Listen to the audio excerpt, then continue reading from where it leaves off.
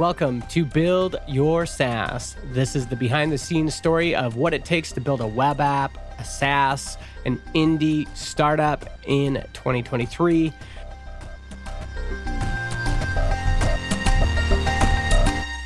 I'm Justin Jackson. I'm the co-founder of Transistor, and this week I've got a real treat for you.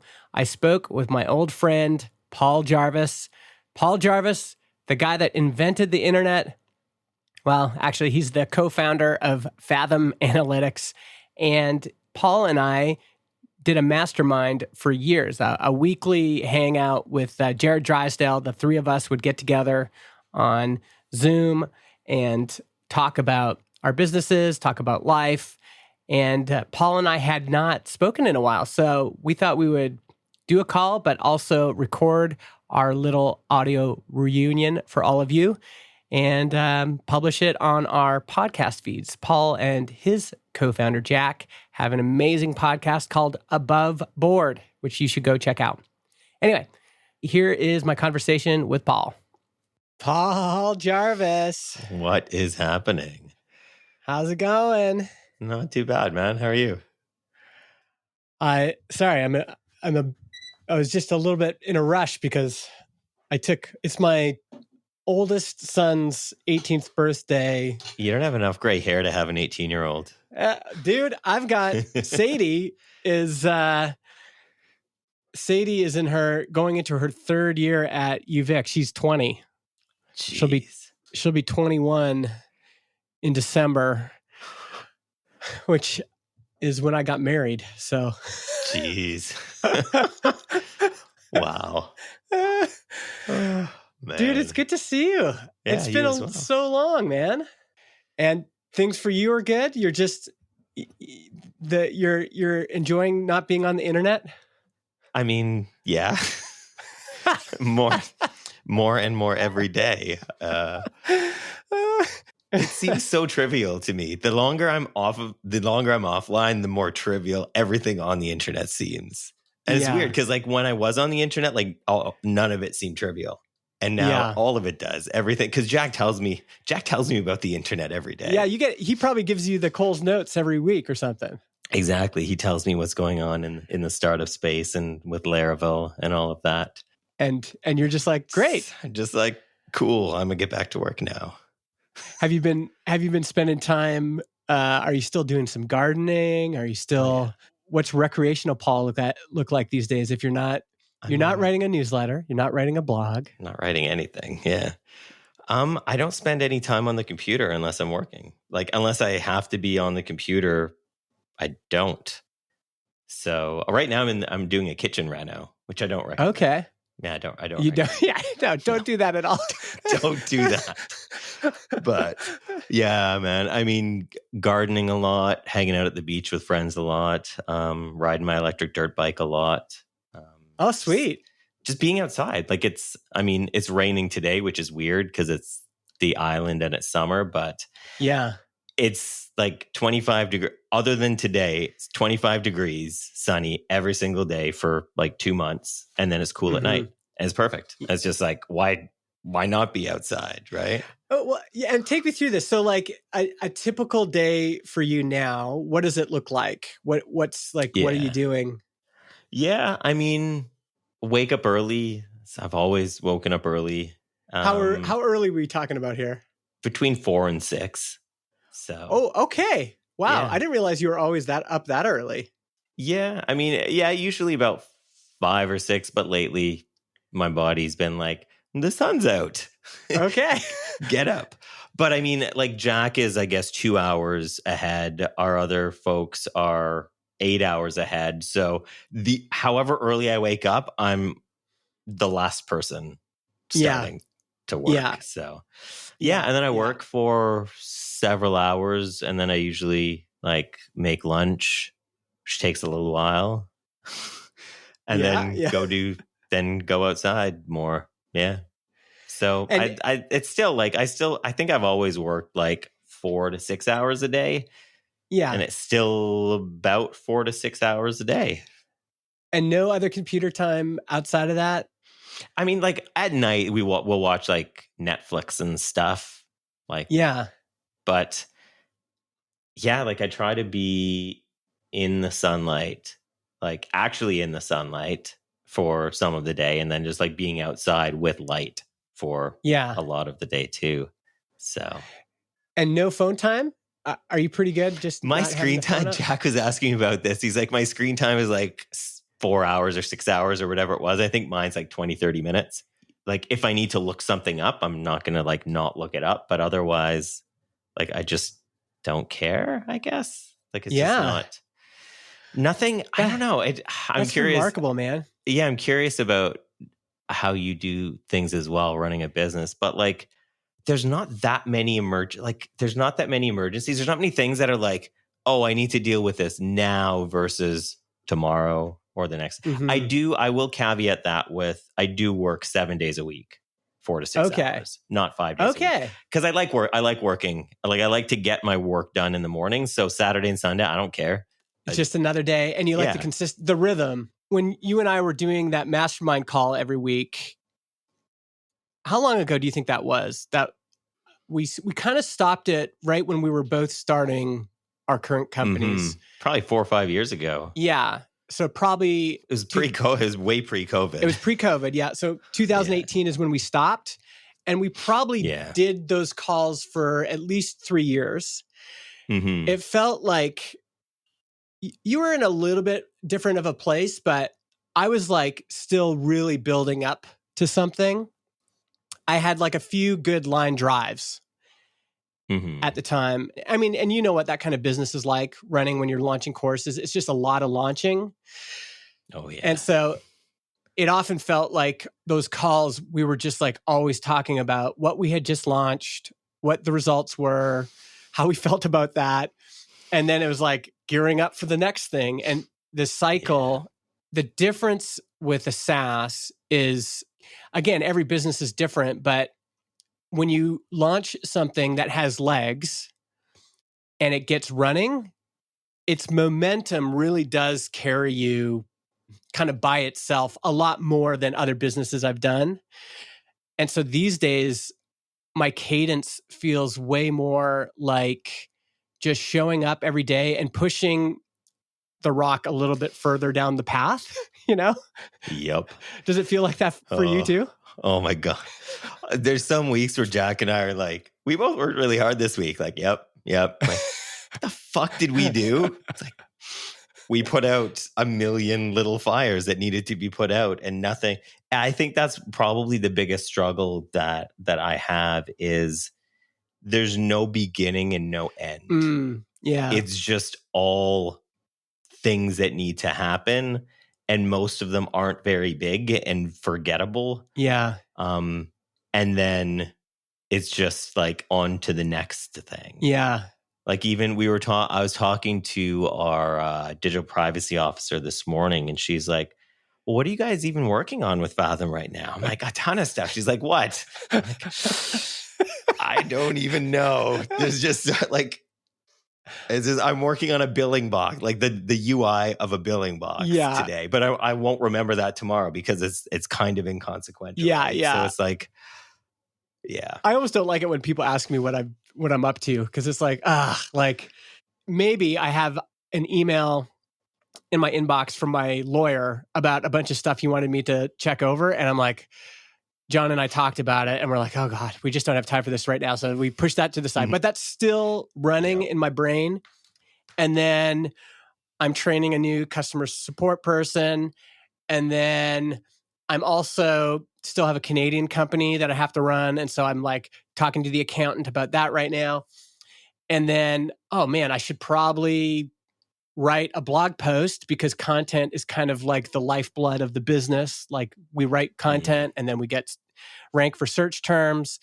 And then it's like, oh yeah, I should probably also check on the search terms. And then, oh yeah, someone's got to run payroll. So there's just all these things. You know, in the beginning, it was like we were growing 20% month over month, 30% month over month. And now like we've definitely plateaued in the sense that we're still growing, but it's like every month it's just like, it's smaller. You know what I mean? Yeah. Yeah. And part of that's great, because I feel like in most markets, it's like the wave of the market is going to carry you most of the time, right? So the wave of the podcasting market, I feel like, has taken us to its kind of our natural cruising altitude.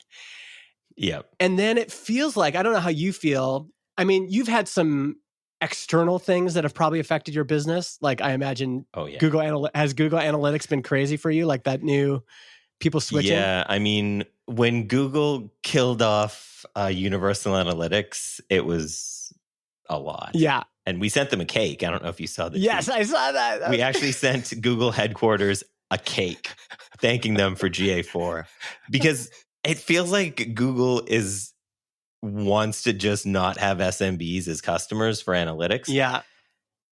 And we're like, hi. Yeah. Like, Fathom's over here. Perfectly Come on. positioned. Like, we can't even control that. But I don't know if you remember, like the week that I launched Fathom with the previous co-founder was the week that Zuckerberg was testifying in front of Congress for privacy issues. Yeah. I'm just like, there's things like that just had like, I can't time those things. It's just shit that happens that's beneficial. Yeah. And I think even with podcasting, like through the pandemic, it seemed like a lot of people were finding podcasts, starting podcasts. And it's just like, you didn't get to plan that, but if you can capitalize on it, then awesome. Then perfect. Yeah. And also, I mean, I think it's kind of like, it's funny because I've been using this surfing metaphor forever, and you're a real surfer. So I've never actually gone surfing, but my understanding is like when you're paddling out for a wave, you've got a sense of like, this is how it's going to perform. You know, it's like, oh, that's a pretty good sized wave. You're looking at the shape of a wave, but a wave can like do things that you didn't expect that can be good or bad. Mm-hmm. And I think it's kind of like that. You're riding the wave and all of a sudden it's like, oh, wow, like I'm going to get a lot more ride out of this than I thought, or now it's swelling and whatever, and I'm going to go this way. And you can't really control the wave. You can control which waves you paddle out for. Like you can say, you know what, that looks pretty good, that the size and shape of that wave, I'm going to go out for that one, as opposed to a bad wave, right? Like I think that's where the metaphor is kind of its most poignant, is that it's possible to paddle out for a wave that's not going to last very long. And in some ways, like the course business that you and I were both in is like that. Every course you're like swimming out and it's like, okay, here's a little one. And it's like, okay, we're kind of done, as opposed to like, oh, here's a fair sized wave. There's not a ton of competitors on it, not a ton of other people gunning for that wave. And it feels like the right size and shape of something I could ride. Do you think that metaphor works? Is there anything about surfing I'm missing? I think so. Yeah. I mean, I definitely think that what you just said, the last point, makes a lot of sense, because not every wave is right for the surfer as well, right? Like I can, depending on the type of board I'm riding, like that's not going to be a good wave for me on a longboard today. Every business owner wants to have a business that's sustainable, successful, whatever that means but like it doesn't, like me starting something like Airbnb would be a stupid idea. Yeah. Like I wouldn't function well if I had to set up in every single market around the world and have hundreds or thousands of employees. Like that's not the right way for me. Yeah. And there's also, that's the equivalent of getting somebody to tow you in on a Sea-Doo. That's venture capital. That's exactly. Like, you're like, we need to drop this guy on this wave from a helicopter. It's like, okay, well, good luck, buddy. And that's why so many of those guys crash and burn. It's like the wave is massive.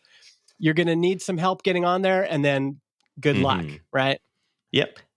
There's also sets as well, right? Like there'll be, when you're sitting past the break waiting for waves, there's usually like, there'll be a lull where there's no waves. Yeah. And then there'll be a bunch of waves. And you can usually, if you're sitting out there for long and if you can read it, like there's usually about, like I'm sitting out there, it's like, okay, there's like a minute between sets and there's like 2 or 3 good waves in the next set. And then I can wait and just kind of like bob up. And that's why you see all the surfers just like sitting out there bobbing up and down. It's like, it's in between sets at the moment. So I'm just going to like wait for it. Yeah. And I think that's the, like what we were talking about a minute ago about just like capitalizing on things you can't control. You can't control the sets. You can't control the waves. But if you can capitalize on externalities that happen, Mm-hmm. then you can get a little bit further. Yeah. Right? Yeah. And there's another part of that I love. The surfing metaphor is so potent. Like I wish I could have used something that I do like snowboarding, but it doesn't work in the same way. But surfers have that thing where if you're in the water and you've been in those waters before, so you might have had a favorite spot in Tofino or something. Yeah. You know the water. So on any given day, if there's a good wave coming, if you've been in the water, you have a better chance of catching that wave for a variety of reasons. You know that area, you know how the waves appear, you know the feel, you know what looks like good weather, bad weather, you know how hard you're going to have to paddle out, you know all of those things, right? And I think I've been stressing about this talk I have to give. I haven't given a talk in a while, and they want me to talk on how I would start an indie business in 2023. And the challenging part about this is that Paul and Jack starting Fathom, and John and Justin starting Transistor, is the accumulation of being in waters for a long time, spending a lot of time practicing paddling, spending a lot of time practicing swimming, understanding the weather, understanding the patterns, picking up layers and layers of skills, better equipment, better networking, better friends, you know, like all these things add up to you being able to see a great wave and saying, I'm going to go out for that. Now, if, I'll just make up a name, like Simon just shows up at your spot for the first time, has never been on a surfboard before, or is from a different place and doesn't understand how the waters work, right? If he's only surfed California waves and he tries to surf Tofino waves, it's a brand new ocean, right? And I think it's hard to communicate to people, like being an entrepreneur and starting a business that's going to work. It's like an accumulation of everything that's happened to you to that point and what you bring at that moment in those waters for that wave.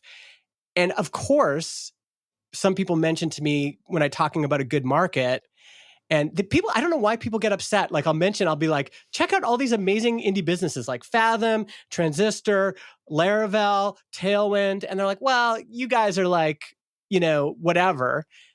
They want to dismiss these incredible indie businesses. And my point always is, they're like, well, analytics, like if I started an analytics company, I wouldn't be able to do as well as Paul and Jack. And I said, that's the point. That's the whole point. Like if I showed up in Tofino and went surfing with you, for sure you would catch more waves. It's just the way it is. If you came to Silver Star snowboarding with me, this was proven to me because my co-founder, John, is an amazing athlete, can kick my ass in any sport, running, whatever. We go snowboarding in Revelstoke, and it's like the one thing where I'm in the lead. You know what I mean? So I know you're not in the business of giving advice to people anymore, but how when you advise people, that is a tricky part. Like, do you have any ways you've spelled it out that helps? Or I mean, I think experience is a moat. Yeah. Right? Like you can do it without that, but it's harder. And I think the experience, and it's a self-fulfilling prophecy after a while too, right? Because in the beginning, like I had the experience of all of the things that I did. Yeah. And when I launched Fathom, I launched it to my audience. Like I don't know how to go out and like promote things, as I've never done that. Yeah. But I had a group of people who followed along, from like my vegan cookbook to like web design to books to courses and they just kind of like, it didn't even matter what the it didn't matter what the niche was, what the topics was, people just fucking followed along. Yeah. Like not all of them, but enough of them where it kind of gained traction. And with Fathom, it was just like, I launched it to my newsletter. Danny, who is the original co-founder, launched it to his newsletter for WordPress folks, right? Like that kind of was the catalyst to kick off growth. And then as it's gone on, we have the experience of having customers for 4 or 5 years who are just like all in on Fathom, right? And the more that they stick around, the more that they like it and the more that they feel like a connection to it. So just the fact that you exist for a long enough time in a market, Yeah. one is a good trust signal because it's like you haven't gone anywhere, you haven't disappeared. Like there are so many analytics companies that started around the same time as Fathom that basically were just rips of Fathom. Mm-hmm. They don't exist anymore. Yeah. Didn't care then, don't care now. There's more now, don't care. Yeah. Because I think part of it is the reputation. Yeah. Right? Like the reputation that I had, Mm-hmm. the reputation that Jack has, yeah, that he's been building quite well over the last couple of years.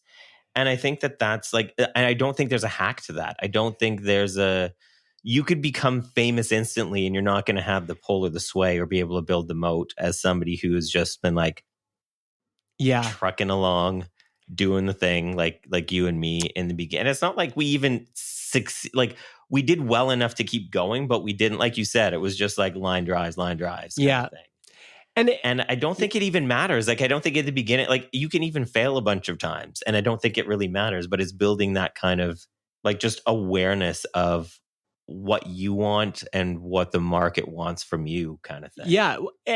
And in some ways it's like surfing is such a great example because if I wanted to start surfing, I'm 43. I just know, okay, well, what would that take? I'd need to move somewhere where I could surf every day or at least every week. And I know I would suck at the beginning. I know I'd probably need lots and lots of time in the water. I'd probably need a coach. I'd probably be, and I could also see kind of my trajectory in that, it's like, but guaranteed if I moved somewhere where there was surfing every day and I took it seriously and I showed up every single day, I would get better. And eventually I would become a pretty good surfer. Mm-hmm. And it's kind of like that in business. It's like, you got to get in motion. And in motion could mean you start blogging and you're just blogging every day. And it's like that puts you in motion.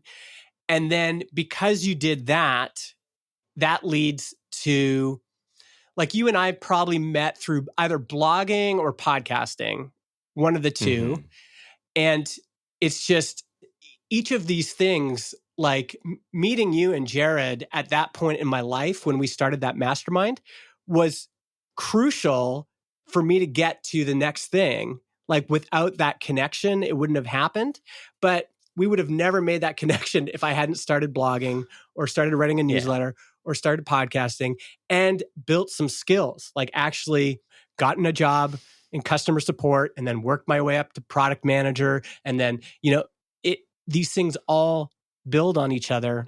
If someone wants to build an indie business, you kind of just have to get in motion. And it could happen faster than it happened for you and I. We know younger people that, like Nathan Barry just started way earlier. He started when he was 16 or something, and now he's 18. Yeah, I think he makes like $80 million a day with ConvertKit or something like that. But the key, like, you can't hate on him because you can look back on it and you can just see, like, these are the reps. Like, he started and he was just like, got a job, I think when he was 17 at a web agency and just started working and then built his own iPhone app and just, it's iterations. Bunch of info products. Yeah. It's being in motion. And if you look at any of these guys, like Taylor Otwell with Laravel, he just starts programming in PHP, wanted to make programming in PHP better, starts building this thing. But in his mind, he was building an invoicing app. Like that was his goal. Yeah. And Adam Wathan, when Adam Wathan stumbled into Tailwind, he was building a Gumroad competitor. And he's just like live streaming it. Mm-hmm.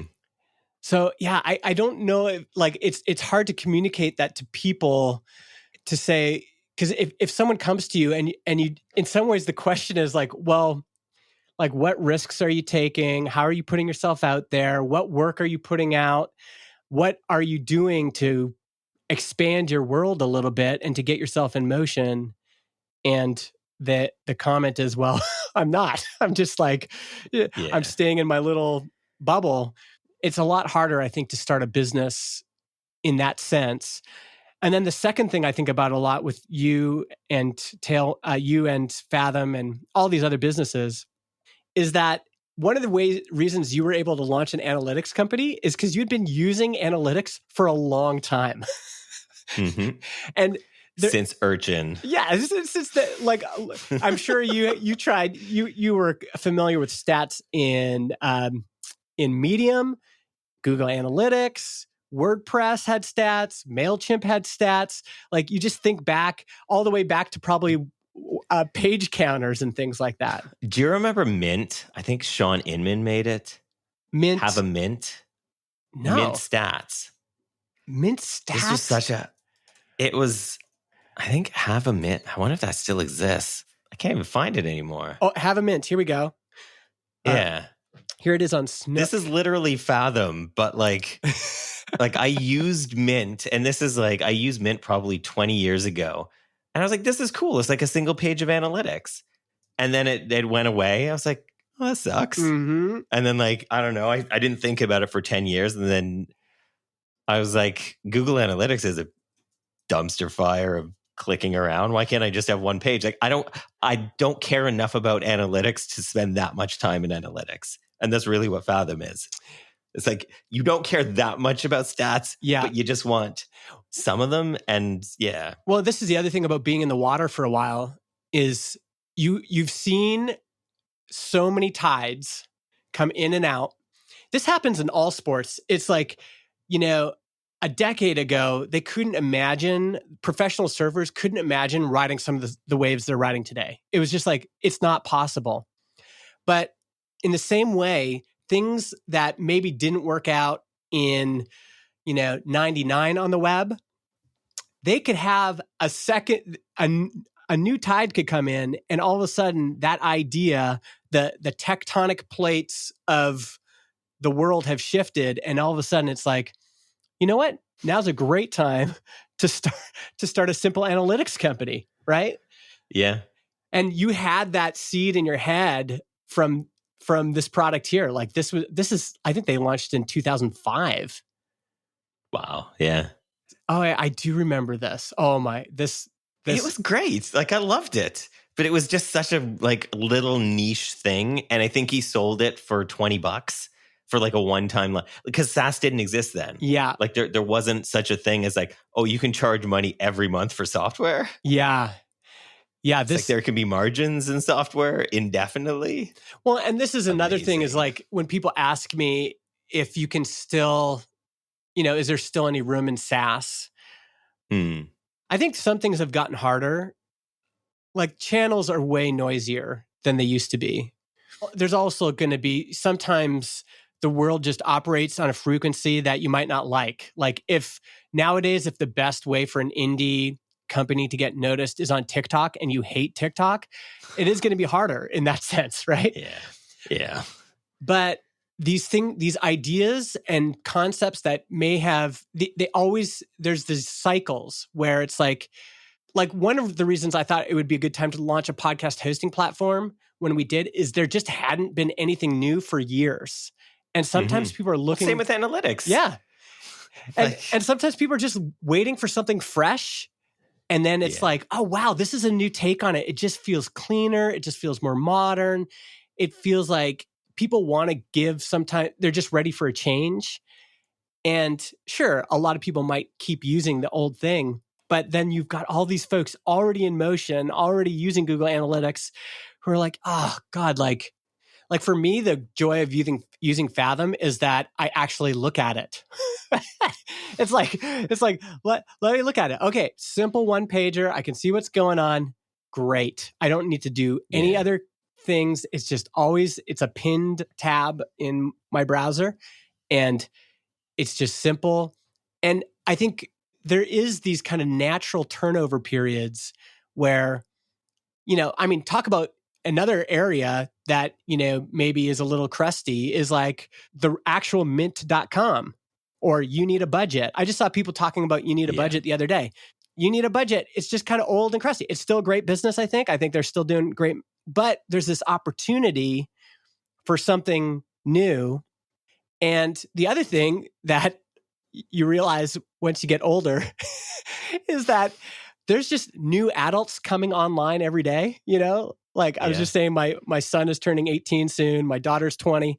They're like brand new adults. And they have these thoughts where they'll like message me, like, my daughter will go, Dad, is there any way to like save and bookmark like things you want to read later on the web?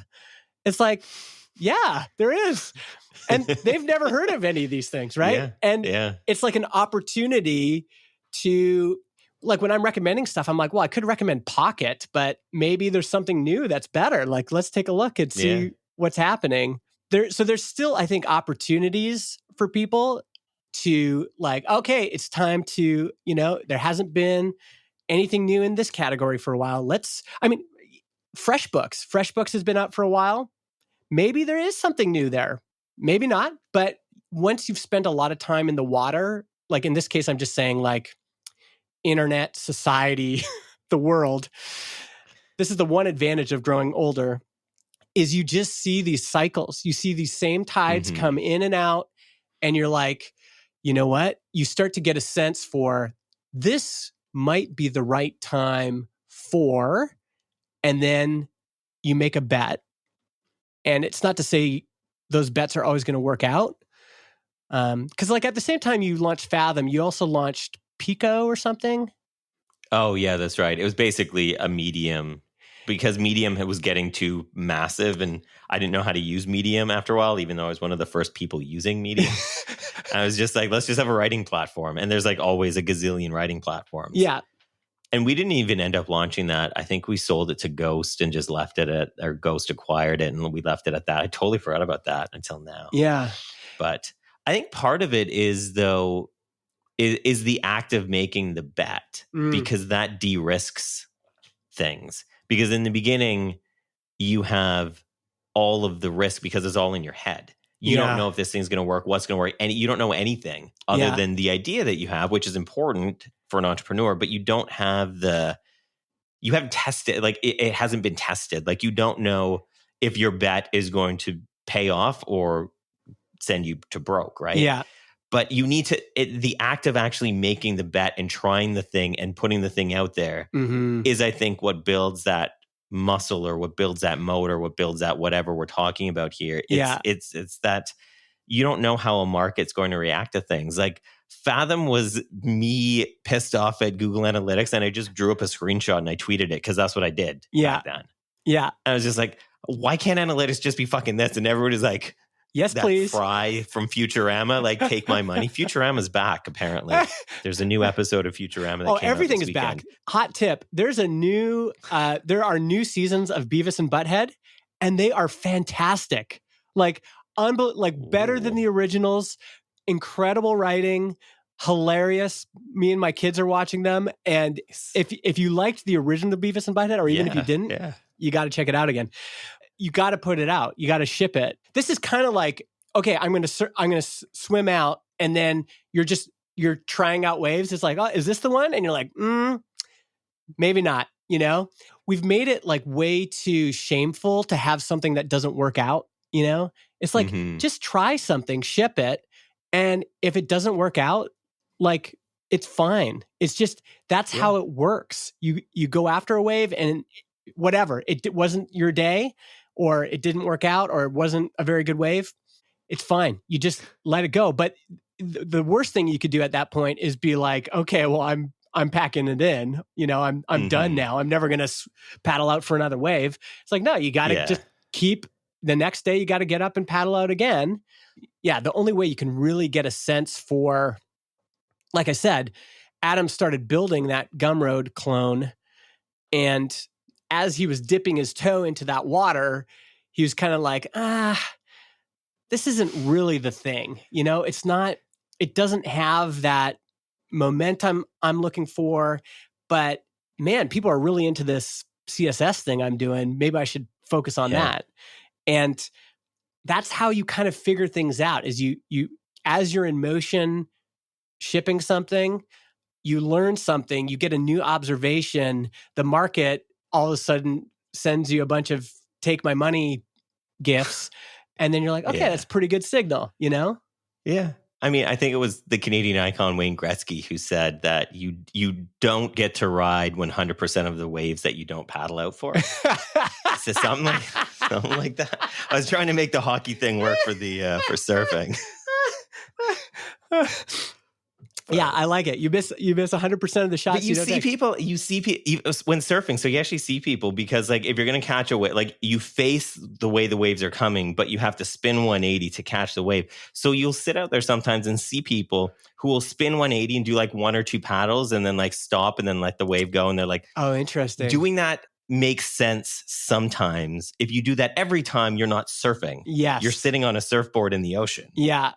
Yeah. Right. So like if you're not putting things out there for people to give you feedback on, there's not like you've literally learned nothing. And this, I think this is probably one of the things that frustrates me the most about people who are wanting to start a business or trying to like, oh, I wish I could be an entrepreneur. When they like do something and they build it and then they're like, oh no, this isn't right. Like, I'm just going to like shelve that. And then they'll do it again with a different, like, you didn't learn anything. Yeah. Don't go to the next thing. You didn't learn anything on this thing. Yeah. Come on.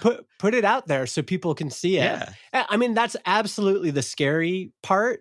100%. I mean, I can remember, it's nice when you can do it iteratively. I think we both did this with both of our products, but we started building it and we started inviting people slowly. Mm-hmm.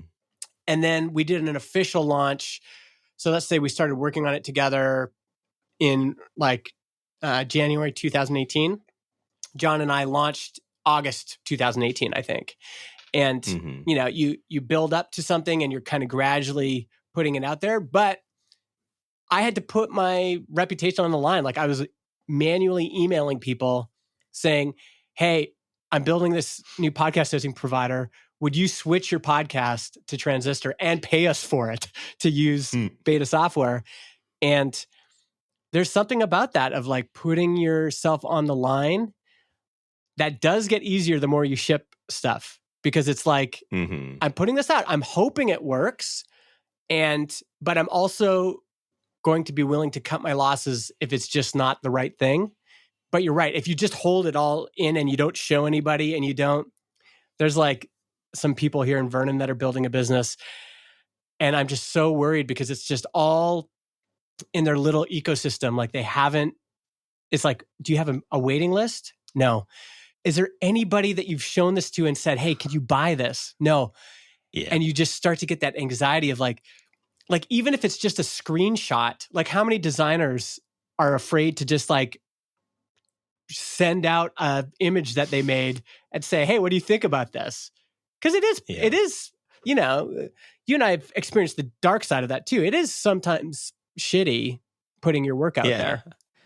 Yeah. I mean, I have 20 years of showing clients screenshots of things and just being like brutalized sometimes. Just like I've had people fire me for showing them the first round of mock-ups for a website. Wow. And it being so off. And they've just been like, no iterations, no nothing, just nope, done.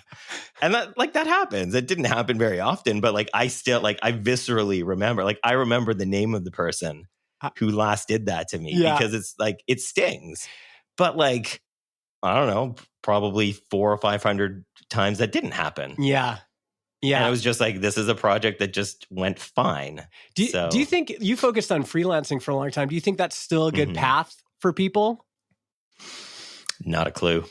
I literally have no idea because, I've been so far out of it for so long. There's another reason why I kind of just like, I don't really need to give advice on the internet. Cause like, I feel like the more that I've focused in on Fathom, the more I've kind of like, I sold all of my courses with the communities. Like I don't talk to people who are starting anymore. Whereas for 20 odd years, I was talking to people who were starting. Yeah. And I always had my finger on the pulse of not only what it was like to be at the top of an industry, but also starting and trying to get there.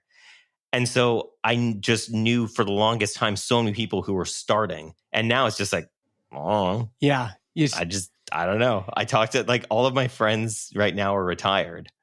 Really? basically. So like all the people that live around here in the middle of nowhere don't have jobs because there's like, you're not going to do anything. So they're all retired. So like when I hang out with them, it's just like, oh yeah, you were working today. I'm like, yeah, but for a little bit, like not for long. Yeah. We're still hanging out. Yeah. You're in the semi-retired phase. How ambitious do you feel these days? None. I mean, I guess I was ambitious to a point. I've always been ambitious to a point where I've always wanted success, but I've more cared about success on my terms and freedom than just like I want to succeed at all costs, like the WeWork person, whatever that guy's name is, the WeWork person. Yeah. I watched it was a good show. I watched the Apple TV thing. Yeah. I just like, this guy just did like literally everything possible to win at something. Yeah. And I'm just like, meh, I don't. Like with Fathom, are you feeling like you just like want it to keep growing because like, do you want to do this for another 10 years? Not for 10 years now. For some amount of time in between. I don't know how long, but like 10 years would probably be pushing the max. But I also like, it could turn into a situation where I just own Fathom and I'm not an operator in Fathom. Yeah. Which is likely. Like that could possibly happen where like, yeah, I want Fathom to keep growing because I want to do well for Jack and I want to do well for the people that work for us. Like I want them to, and we're so stickler about like them without being like pushy about it, but for them to have like the work-life balance that Jack and I do where I just took a month off. Jack's heading off for a couple months.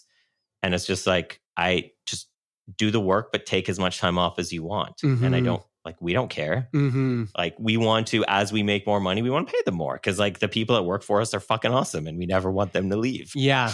kind of thing. Yeah. Right. So like, I don't want Fathom to be like 100-person company. Yeah. Because that doesn't seem fun for me. Yeah. But if we had a couple more people, if we made a couple more bucks, cool. Like I'm down for that. Yeah. How about you? What are you looking for Transistor? I mean, similar. I think the one thing in my head is Transistor does very well.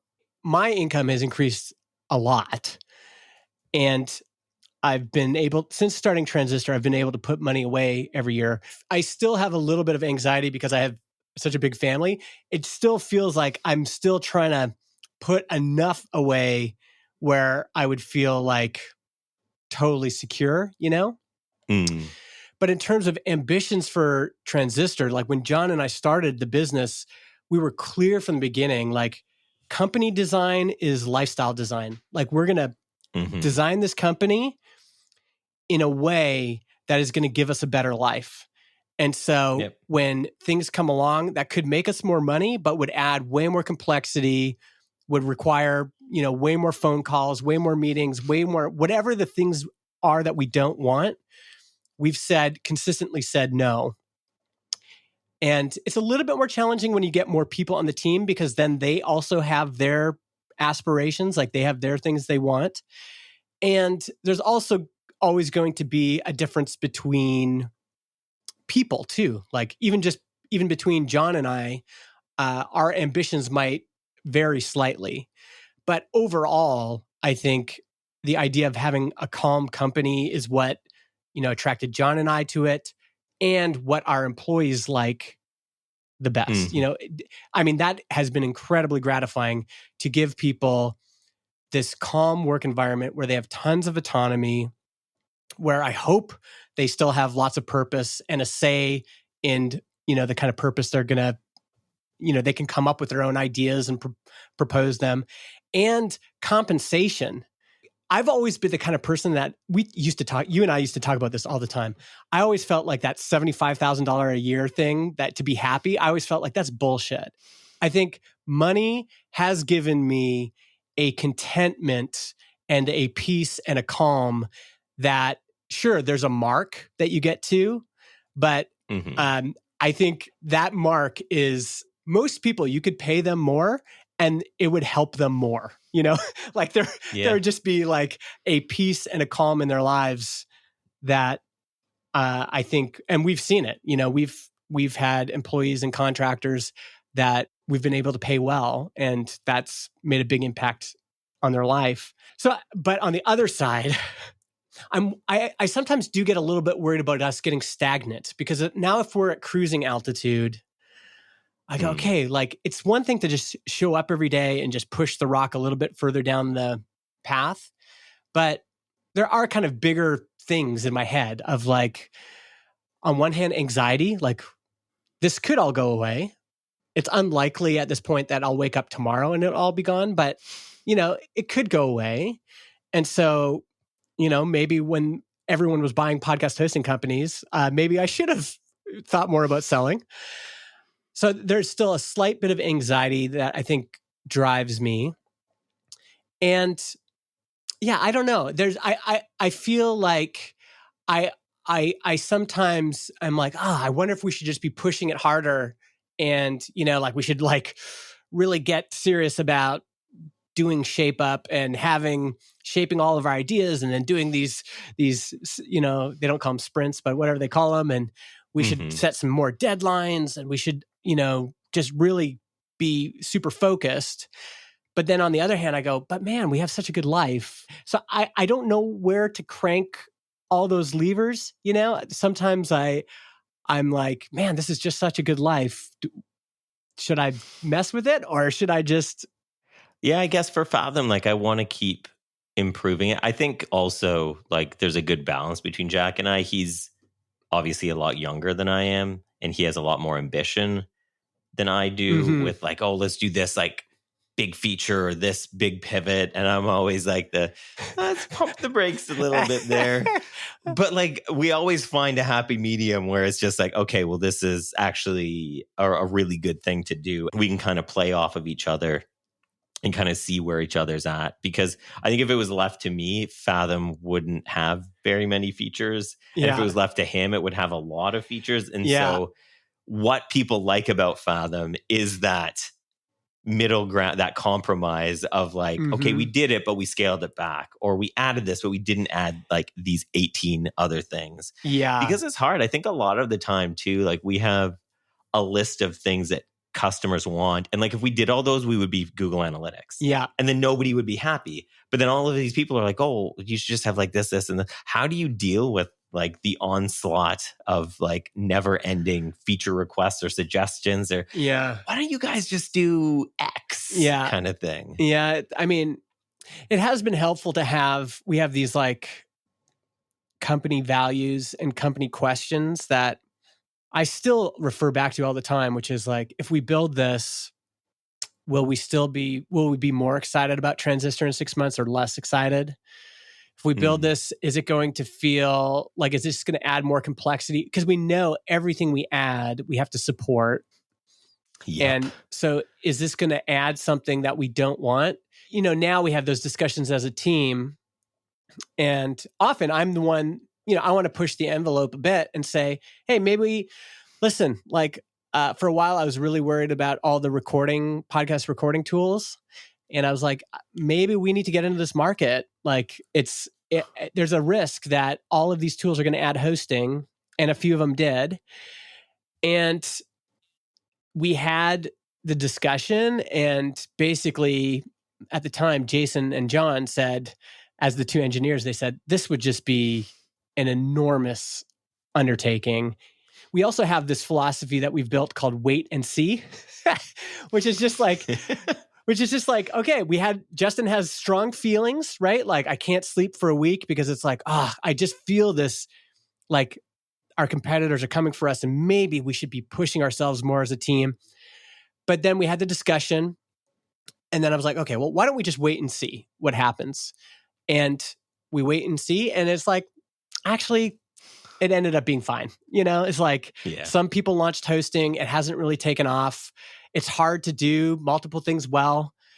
And so there's this balance.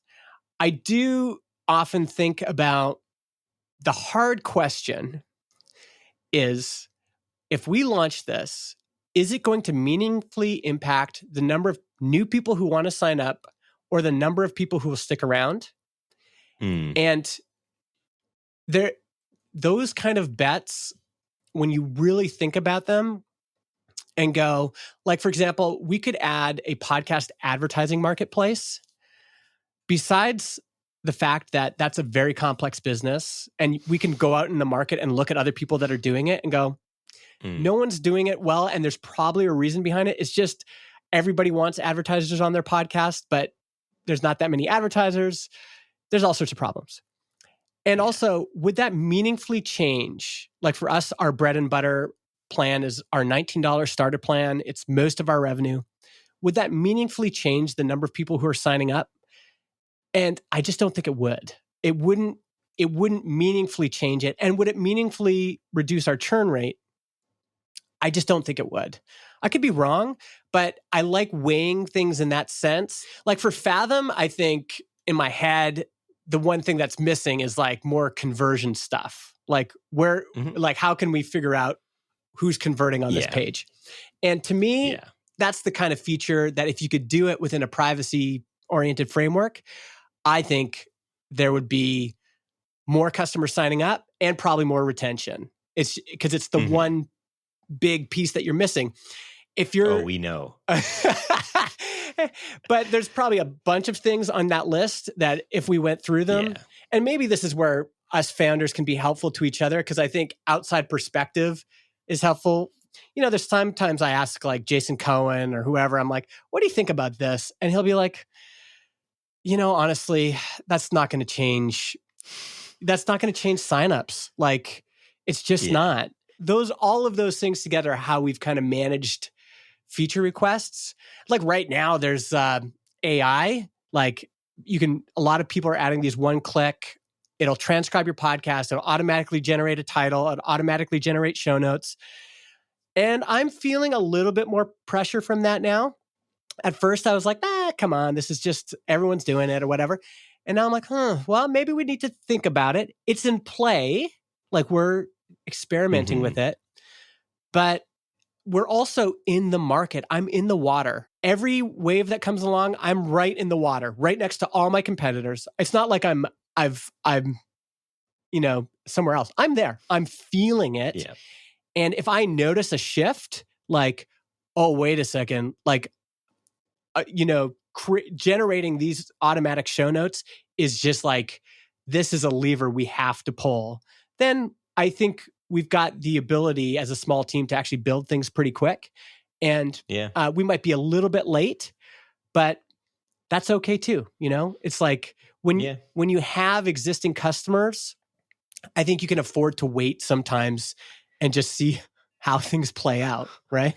Yeah, I mean, we were a year later than our biggest competitor for Google Analytics import. And we still got it. Yeah, I mean, I think it was like 1.7 billion page views imported in the first 24 hours. Like our sign, that was probably our best couple weeks ever. It was probably our best couple weeks ever as far as like, as far as trials and we have really low churn. Yeah. Like if somebody signs up for a trial, they're probably going to convert. Yeah. Like that's just we have about, I think we have like between 70 and 75% of our trials convert, something like that. Nice. Do you require a credit card up front or no? Yeah.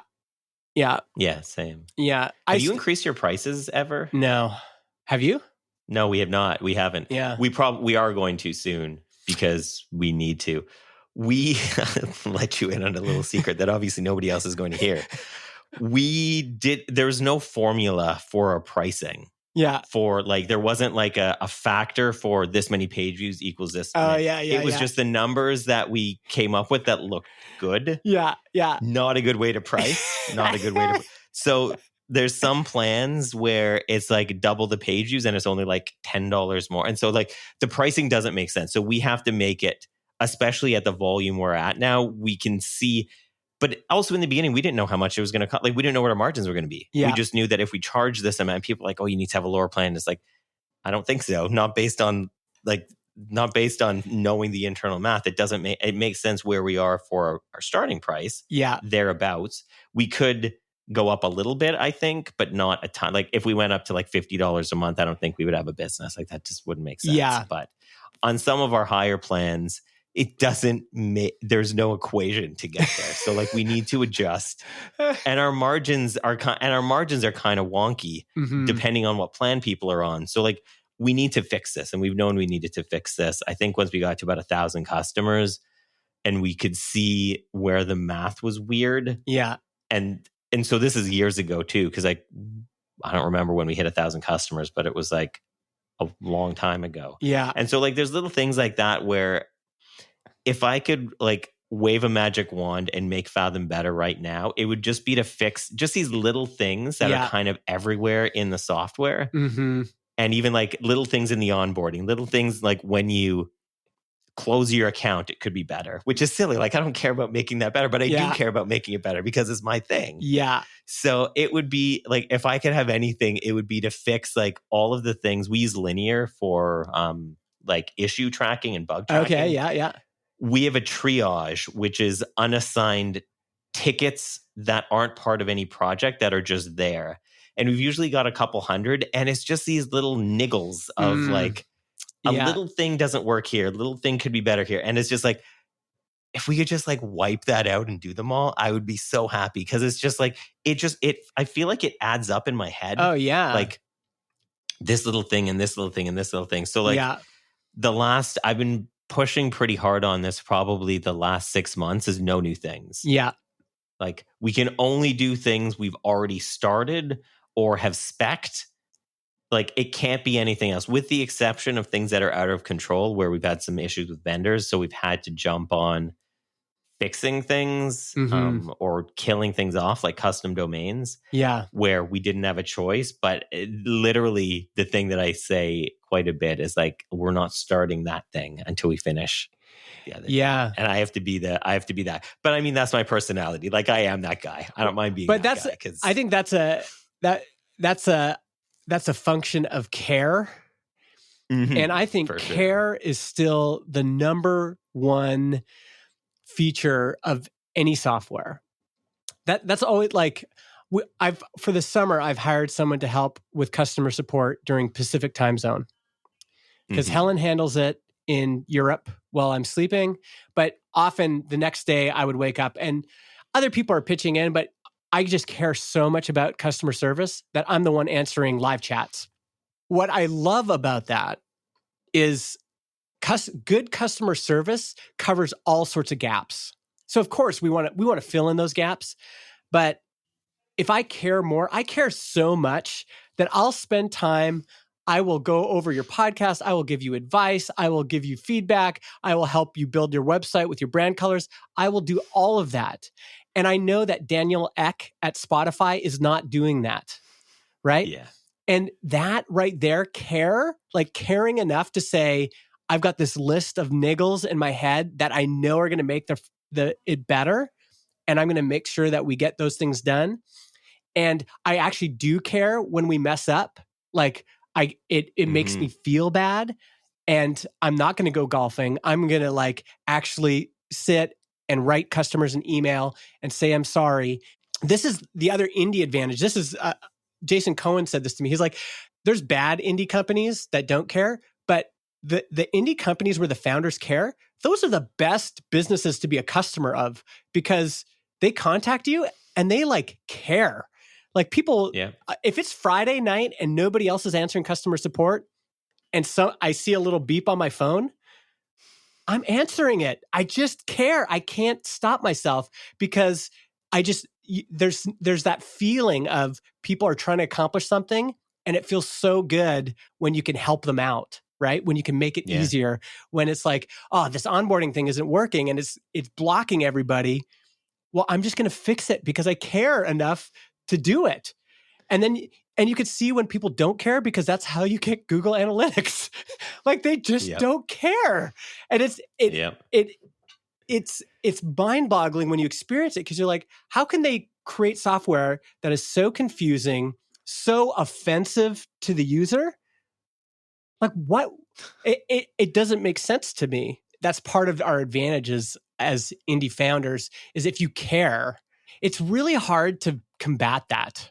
Sure. So you start a podcast hosting company, start an analytics company, but I'm just telling you, like, I care a lot about the customers, and that's what you're competing against.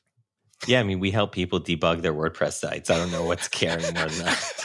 It's horrible. It's literally the worst. And like, it bugs me so much if somebody's paying us and doesn't have it working, even if it's their fault because there's some setting or some like security policy or something that it's no, if you're paying us, I want your fucking stats to work. Yeah. The person that we hired for customer support is the same way. Like, and we even told him when we hired him, it's like, I don't care how long it takes to answer a ticket. Yeah. Just answer them. Yeah. Like, what do you have to do? How can I make it easy for you to do whatever you need to do to fix this thing for this person who is not fixed for? Yeah. And that's how we operate. Yeah. Because I don't like, it would bug me I think it's also just a function of personality. Like, I don't know how to do things in a different, like, I don't know how to work where I don't care. Maybe it's because I've been an entrepreneur for like 26 Honestly, years. Honestly, I think being a freelancer and a newsletter writer are the two things that this plays into, because when you're writing a newsletter, you're getting replies from real human beings. And I think that's part of where the care comes from. Because once you can see like, oh, wait, there's a real human here who's trying to accomplish something in their life. Once you get into that world, once it opens up to you and you go, there is a real human being on the other end of this chat or the other end of this email or the other end of the screen when they log in, I think a lot of it comes from that. And then freelancing, it's the same thing. You're just like helping people all the time. You're helping that Main Street business owner create that restaurant website or whatever.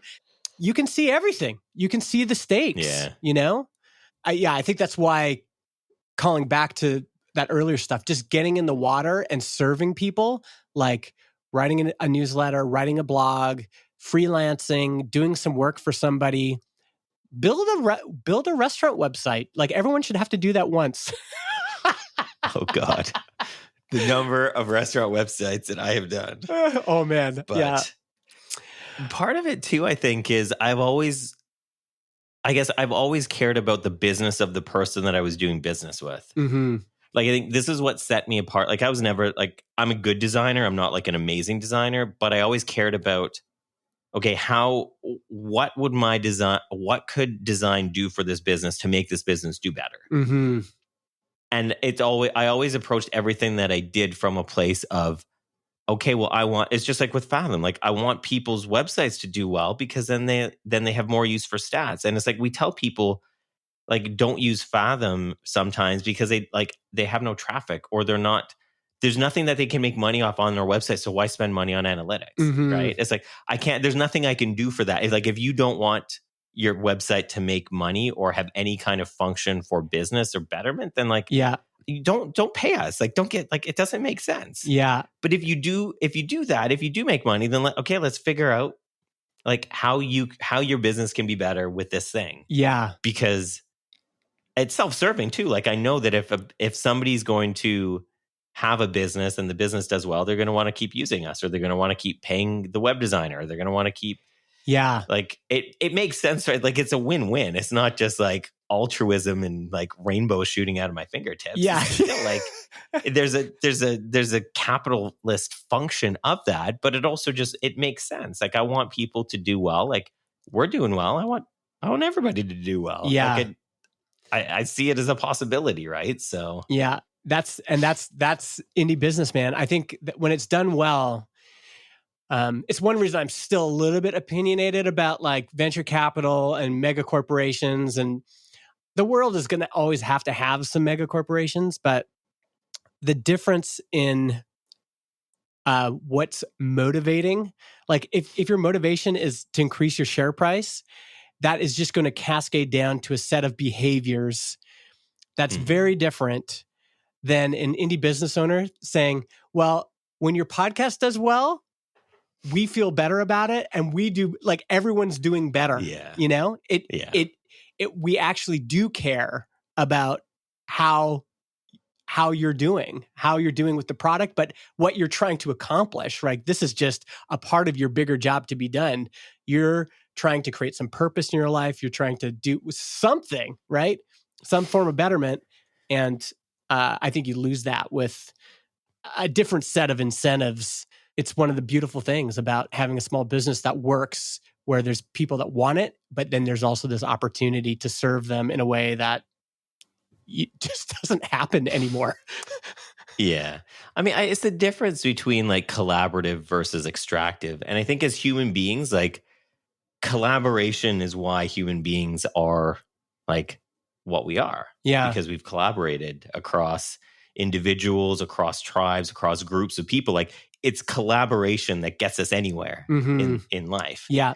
And with big mega corporations and insane amounts of venture capital, like it's extractive. It's extracting something from the community and putting it in one person's pockets. And like that doesn't seem natural to me. Yeah. Like just as far as like how things work like evolutionarily, but also it just doesn't seem like that can't last, because if you look at history, it's never lasted. Yeah. Like anytime there's been a regime that had all of the power, all of the control, or all of the money, like the people fucking rose up with their pitchforks and came for those people. Yes. And it feels like we're not at that place yet, but like we're not that far from that place. Like if you look at the way the world is going and with like the hollowing out of middle class and there just being a lot more people in poverty and just like a small group of people who have so much, it's just like, I don't think this is going to go well. No. Like it doesn't seem like it can. No, I totally agree. I think it's one reason I have stayed in the giving advice to new entrepreneurs space, because again, I think there's always going to need to be mega corporations, but what we really need is a thriving small business economy. And, most of my customers are small businesses. I'm guessing most of your customers are small businesses. And to me, that's where the opportunity is. That's where the better margins are. That's where the chance for normal people to change their lives is like kind of all in that space. And I don't want the last batch of startups to be Transistor and Fathom and, these examples that I always give. I want there to be a new batch that's like, okay, yeah, we're still excited about this. There's still opportunities, and this can lead to a great life for you as founders, and for your employees, and for your customers. It's like I always think of it like the company is for us. That's for owners and employees. That's us. The product is for customers. And the purpose of a company is to make the employees' lives better. The purpose of a product is to make customers' lives better. And that to me happens in indie business. That's where it happens. I think it's cool. I think it's cool that there are examples like us that people can, in the same way that you and I were looking, we were looking at like Peldy and all these other people and going, man, I would love to build something like that. Like that would be incredible. I hope that there's a new generation that can kind of get that same vibe and go, yeah, I want to do that too.